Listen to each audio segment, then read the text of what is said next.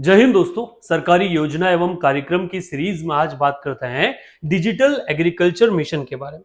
जैसा आप जानते हैं कि कल्पाक्ष आने वाली एग्जाम को टारगेट करने के लिए ये गवर्नमेंट स्कीम एंड प्रोग्राम वाला एक सीरीज चला रहा है, जिसमें हमारा ऑब्जेक्टिव ये है कि जो स्कीम बेस्ड क्वेश्चंस हैं वो बच्चों के गलत ना हो एग्जाम में। आज हम बात करते हैं डिजिटल एग्रीकल्चर मिशन के बारे में। So Union Cabinet Committee chaired by the Prime Minister Shri Narendra Modi of India approved Digital Agriculture Mission with an outlay of 2817 या 2817 crore, including the central share of 940 crore.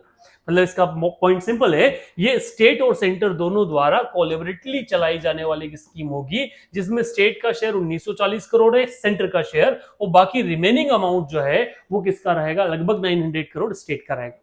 Objective: it is conceived as an umbrella scheme to support the digital agriculture initiative, such as creating digital public infrastructure, implementing the digital general crop estimation survey, and taking up the other IT initiative by the central government, state government, and academic and research institution. So इन सबको target करने के लिए योजना चलाई गई है। Three major component of the digital DPIR the invest under the digital agriculture mission. AgriStack, इसके तीन हिस्से क्या रहेंगे, एक तो एग्रीस्टेक रहेगा, कृषि डिसीजन सपोर्ट रहेगा और जिसे DSS कहते हैं, और सॉइल प्रोफाइलिंग मैप्स रहेगा। इन तीन चीजों के आधार पर क्या किया जाएगा, मर्ज करके स्कीम जो है वो चलाई जाएगी। एग्रीस्टेक क्या है?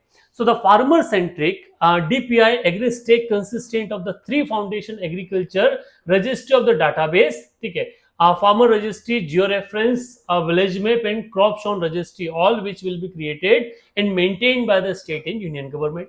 Farmer registry दी जाएगी, it will be given a digital identity, farmer ID similar to the Aadhaar, which will be linked to the dynamically to the records of the land, ownership of the livestock, crop shown, demographic details and family details, scheme and benefit availed, etc. ये सारा के सारा क्या होगा, उस ID में, किसान के ID में मिलेगा। Pilot project for the creation of the farmer ID have been carried out in the 6 districts: Farrukhabad Uttar Pradesh, Gandhinagar Gujarat, भीड़ महाराष्ट्र, यमुनानगर हरियाणा, फतेहगढ़ शाही Punjab and Virudhunagar Tamil Nadu. So these are the few areas. Crop shown registry, it will provide the detail of the crop potential in farmer. The information will be recorded through the digital crop based survey. तो ये basic सा है जिसमें क्या होगा, agree stake के अधीन काम किया जाएगा।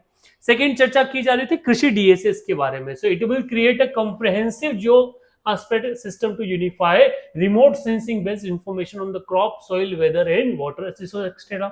The information will support the crop map generation, identifying the crop shown patterns, drought, flood monitoring, ये सारा चीज रहेगा। अच्छा, अगला जो पार्ट है इसका third segment, soil profile maps under the mission. Detailed soil profile map will be created about the 142 million hectares of the agriculture land. So part simple सा है, एग्रीकल्चर को टेक्नोलॉजी के साथ जोड़कर उसको आने वाले टाइम पीरियड पर और अच्छा बनाने के लिए भारत सरकार द्वारा इस स्कीम को चलाया गया है।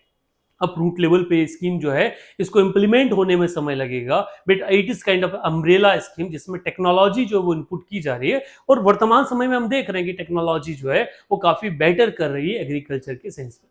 क्या सवाल पूछे जा सकते हैं, तो एग्रीकल्चर PDS से सवाल पूछा जा सकता है, एग्रीस्टेक के बारे में पूछा जा सकता है, कृषि DSS के बारे में, सोइल प्रोफाइल मैप जो है इसके बारे में भी सवाल आने वाले एग्जामिनेशन में देखे जा सकते हैं।